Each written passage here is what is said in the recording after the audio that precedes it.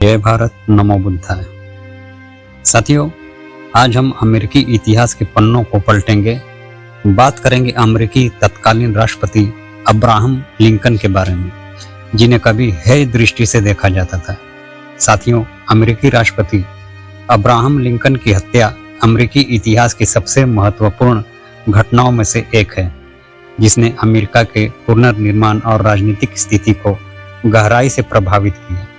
Lincoln की हत्या 14 अप्रैल 1865 को अमेरिका के गृह युद्ध 1861 से लेकर 1865 के अंत में हुई थी।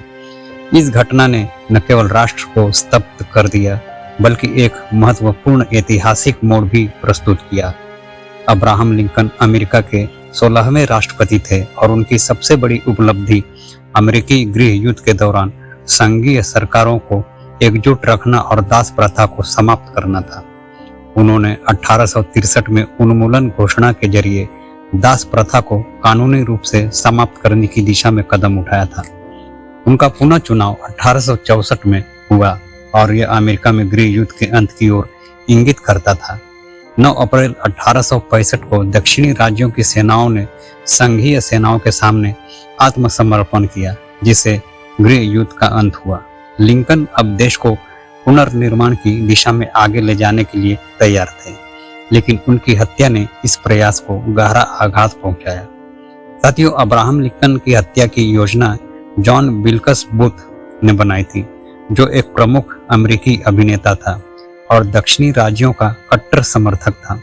बूथ को लिंकन के नेतृत्व वाली संघीय सरकार और दास प्रथा के उन्मूलन से गहरी नफरत थी। वह गृह युद्ध में दक्षिणी राज्यों के पराजय से क्रोधित था और इसे एक अपनापन के अपमान के रूप में देखता था। बूथ एक कट्टर दक्षिणपंथी विचारधारा का समर्थक था और इसे यह विश्वास था कि लिंकन की हत्या के दक्षिणी राज्य फिर से शक्तिशाली हो जाएंगे और दास प्रथा को बहाल किया जा सकेगा। प्रारंभ में बूथ और उसके सहयोगियों का लक्ष्य लिंकन का अपहरण करना था, ताकि वे संघीय सरकार पर दबाव डाल सके और युद्धबंदी दक्षिणी सैनिकों की रिहाई सुनिश्चित कर सके। लेकिन साथियों, जब गृह युद्ध खत्म हो गया और बूथ को लगा कि दक्षिणी राज्यों के लिए कोई उम्मीद नहीं बची है, तो उसने राष्ट्रपति की हत्या की योजना बनाई। 14 अप्रैल 1865 को अब्राहम लिंकन और उनकी पत्नी Mary Todd Lincoln Washington DC के फोर्ड थिएटर में और अमेरिकन कजिन नामक नाटक देखने गए थे। इस अवसर पर उपयोग बूथ ने लिंकन की हत्या के लिए किया। लिंकन का सुरक्षाकर्मी जॉन पार्कर उनके साथ थिएटर आया था, लेकिन कुछ समय बाद वह अपनी जगह छोड़कर दर्शकों के बीच बैठ गया। इस तरह लिंकन को सुरक्षा के बिना छोड़ दिया गया था। बूथ, जो थिएटर के भीतर का परिचित था, उसे यह जानकारी थी कि राष्ट्रपति एक निजी बॉक्स में बैठे हैं। वह आसानी से सुरक्षा को दरकिनार करते हुए बॉक्स तक पहुंच गया। लगभग 10:15 बजे रात, जब नाटक के दौरान दर्शकों का ध्यान केंद्रित हुआ और एक हास्यपूर्ण दृश्य चल रहा था, बूथ ने लिंकन के सिर पर 44 कैलिबर की डेरिंजर पिस्तौल से गोली मारी। गोली लिंकन के सिर के पिछले हिस्से में लगी और वह तुरंत ही अचेत हो गए। गोली चलाने के बाद बूथ ने नाटक के मंच पर कूदने की कोशिश की, लेकिन कूदते समय वह मंच पर गिर गया, जिससे उसकी टांग टूट गई। इसके बावजूद वह खड़ा हुआ और दर्शकों के बीच में चिल्लाया, सदैव अत्याचारियों का यही अंत होता है। यह वर्जीनिया राज्य का आदर्श वाक्य था, जो बूथ की नजर में लिंकन की मृत्यु को न्याय संगत ठहराता था। इसके बाद बूथ थिएटर से भाग निकला और पहले से तैयार घोड़े पर सवार होकर वहां से फरार हो गया। गोली लगने के बाद अब्राहम लिंकन तुरंत अचेत हो गए थे। उन्हें पास के एक घर पेटरसन हाउस में ले जाया गया, जहां डॉक्टर ने उनकी देखभाल की। लिंकन को सिर में गंभीर चोट लगी थी और डॉक्टरों